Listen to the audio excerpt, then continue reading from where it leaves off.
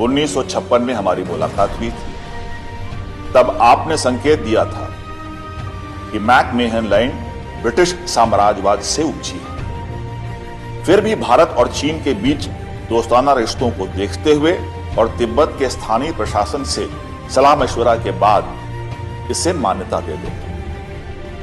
हमारी अब तक यही सोच रही है कि भारत और चीन के बीच कोई सीमा विवाद नहीं है। अभी तक मेरी इस सोच को आप भी सही मानते रहे। जय हिंद दोस्तों। पिछले वीडियो में हमने बात की थी नेहरू के योगदान के ऊपर। आज हम बात करेंगे नेहरू की विदेश नीति के ऊपर, भारत और चीन के युद्ध के ऊपर। तो चलिए स्टार्ट करते हैं।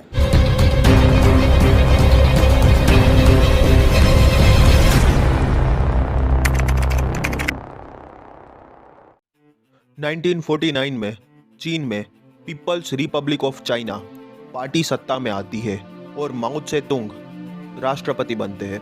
दूसरी तरफ 1950 में भारत का संविधान तैयार हो चुका था। दोनों देश नए नए बने थे और दोनों देशों में पहले रिलेशन काफ़ी अच्छे थे। हालांकि उस वक्त चीन भी हमारे साथ मित्रता रखना चाहते थे और उस वक्त एक नारा भी प्रसिद्ध हुआ था, हिंदी चीनी भाई भाई।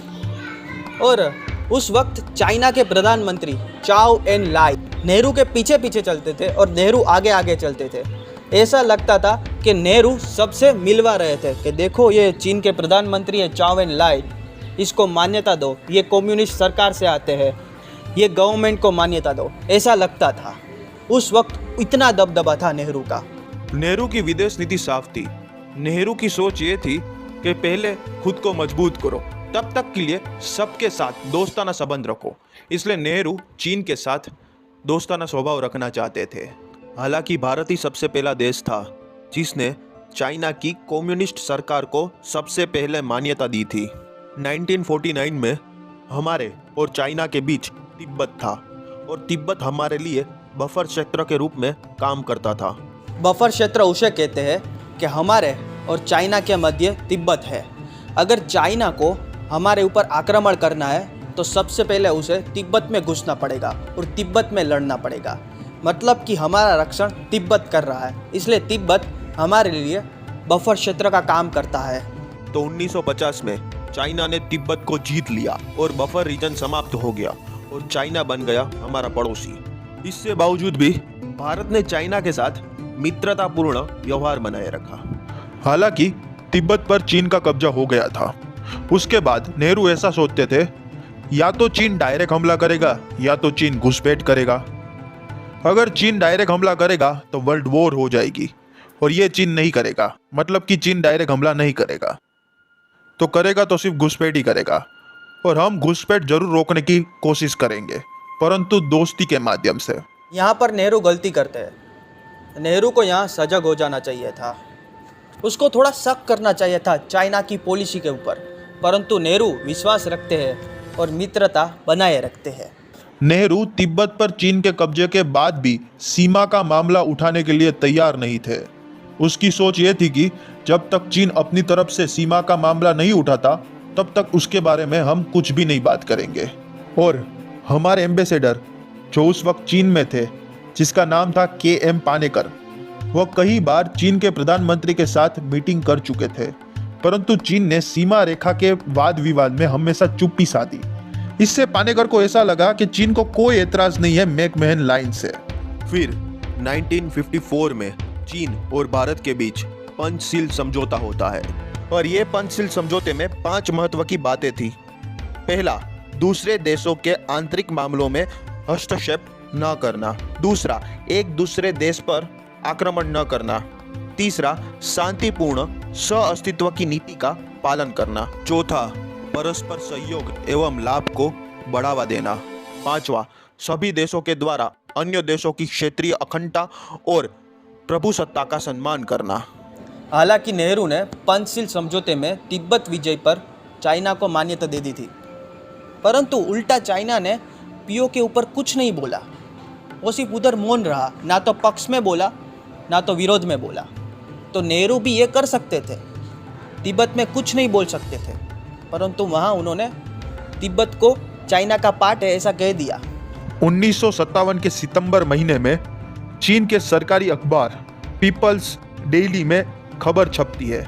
इसमें कहा गया कि चीन के सिंकियांग से तिब्बत तक जाने वाली सड़क पूरी तरीके से तैयार हो गई है और वह सड़क अक्साई चीन से होकर जाती थी। यह भारत के लिए बहुत बड़ा झटका था। हालांकि नेहरू ने चीन की नीयत जानने के लिए सीधे चीन के प्रधानमंत्री को पत्र लिखा, चिट्ठी लिखी। 1956 में हमारी मुलाकात हुई थी। तब आपने संकेत दिया था कि मैक-मेहन लाइन ब्रिटिश साम्राज्यवाद से उपजी है। फिर भी भारत और चीन के बीच दोस्ताना रिश्तों को देखते हुए और तिब्बत के स्थानीय प्रशासन से सलाह मशवरा के बाद इसे मान्यता दे देंगे। हमारी अब तक यही सोच रही है कि भारत और चीन के बीच कोई सीमा विवाद नहीं है। अभी तक मेरी इस सोच को आप भी सही मानते रहे।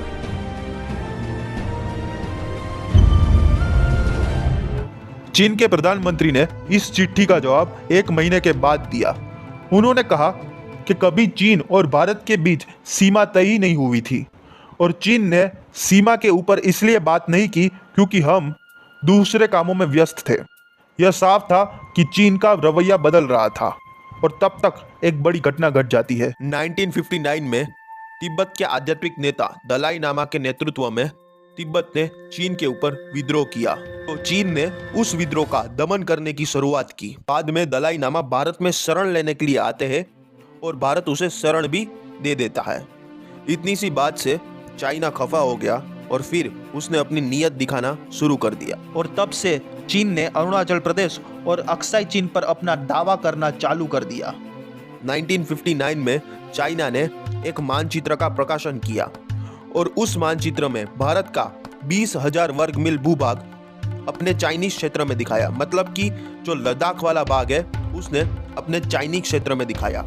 फिर चाइना के प्रधानमंत्री चाओ एन लाई भारत की यात्रा पर आते हैं और यह एक प्रपोजल रखते हैं कि अगर आप हमें अक्साई चीन दे देते हो तो हम अरुणाचल प्रदेश हमारा है ऐसा कहना छोड़ देंगे, उस पर हमारा दावा है ऐसा कहना छोड़ देंगे। नेहरू ने इस प्रपोजल को मान्यता नहीं दी और इसको इनकार किया। फिर 20 अक्टूबर 1962 में चीन ने अरुणाचल प्रदेश और अक्साई चीन दोनों तरफ से हमला कर दिया। उस वक्त नेहरू नेपाल में थे और हमारे रक्षा मंत्री कृष्णन मेनन लंदन में थे। हालांकि इस युद्ध में सेना के जवानों के पास पर्याप्त मात्रा में गोली भी नहीं थी। वह जवान बंदूक के बैनर से कभी कभी युद्ध करते थे। दूसरी तरफ चाइना के बैकअप सपोर्ट में टैंक थी, तोपें थी। हमारे बैकअप सपोर्ट में कुछ नहीं था, पर्याप्त मात्रा में गोली भी नहीं थी। हालांकि 1962 का युद्ध हम इसलिए हारे कि हमारे पास पर्याप्त मात्रा में टेक्नोलॉजी नहीं थी, हथियार नहीं थे, ठंड में लड़ने के लिए कपड़े नहीं थे, जूते नहीं थे, टेंट नहीं था। हालांकि बहुत सारे हमारे सैनिक पेड़ों के नीचे सो जाया करते थे। मैंने आपको पिछले वीडियो में ही बता दिया था, हमारे पास खाने के लिए भी पैसे नहीं थे, हम खाने के मामले में भी आत्मनिर्भर नहीं थे। तो ये तो जायज़ ही है कि हमारे पास टेक्नोलॉजी भी नहीं होगी और हथियार भी नहीं होगी। और तो और हारने का सबसे बड़ा कारण था कृष्णन मेनन। हाँ दोस्तों, कृष्णन मेनन, नेहरू की सरकार के रक्षा मंत्री कृष्णन मेनन। उसका कहना था अगर युद्ध में नेवी और एयरफोर्स को शामिल करेंगे तो युद्ध बहुत बड़ा बन जाएगा, युद्ध बहुत बड़ा स्वरूप ले लेगा। हालांकि मेरा कहना यह है कि एयरफोर्स और नेवी का उपयोग हम मलक्का जल संधि के ऊपर करते और उधर से हम चाइना का रास्ता रोक लेते तो चाइना की पूरी सप्लाई कट हो जाएगी सेंट्रल एशिया के साथ, मिडल एशिया के साथ और तो और यूरोप और अफ्रीका के साथ, और चाइना की अर्थव्यवस्था 6 ही महीने में ठप हो जाएगी और चाइना 6 महीने में घुटने पर आ जाएगा। फिर नेहरू अमेरिका से मदद मांगते हैं और चीन को डाउट होता है कि कहीं अमेरिका मदद ना कर दे, इसलिए 21 नवंबर 1962 को लद्दाख के 2000 वर्ग मील पर कब्जा करने के बाद युद्ध विराम की घोषणा कर देता है। तो कुछ इस तरीके से हमारे हाथ से अक्साई चीन चला जाता है। हालांकि नेहरू ने एक्सेप्ट भी किया था कि अक्साई चीन में उनके द्वारा थोड़ी बहुत गलतियां हुई हैं। हालांकि नेहरू विदेश मंत्रालय अपने पास ही रखते थे और उनकी विदेश नीति यह थी कि पहले मजबूत बन जाओ, बाद में युद्ध करो, तब तक सभी के साथ दोस्ताना संबंध रखो। उस वक्त हमारे संबंध चीन और पाकिस्तान को छोड़कर सभी के साथ अच्छे थे। हालांकि नेहरू की विदेश नीति का सबसे बड़ा योगदान यह है कि नेहरू अंतर्राष्ट्रीय मामलों पर गुटनिरपेक्ष रहे थे। हाँ, ना तो वो अमेरिका के साइड रहे थे, ना तो रसिया के साइड। हालांकि मामला यह था कि अमेरिका और रसिया के बीच शीत युद्ध चल रहा था और अमेरिका और रसिया डायरेक्ट एक दूसरे के साथ युद्ध नहीं कर रहे थे। जो भी अमेरिका का साथ देता रसिया उसके साथ लड़ता था और जो रसिया का साथ देता अमेरिका उस देश के साथ लड़ता था। इसलिए यहाँ नेहरू ना तो अमेरिका के साइड गए ना तो रसिया के साइड, गुटनिरपेक्ष रहे। और नेहरू के साथ 3 ऐसे लोग और थे, वह भी गुटनिरपेक्ष रहे, अहमद सुकाणु, टीटो और कर्नल नासिर। 1964 में नेहरू का देहांत हो जाता है और आज उसकी विदेश नीति का सब आलोचना करते हैं। अगर उसका देहांत 1962 से पहले होता या फिर चीन आक्रमण नहीं करता तो उसकी विदेश नीति की सब लोग तारीफ करते।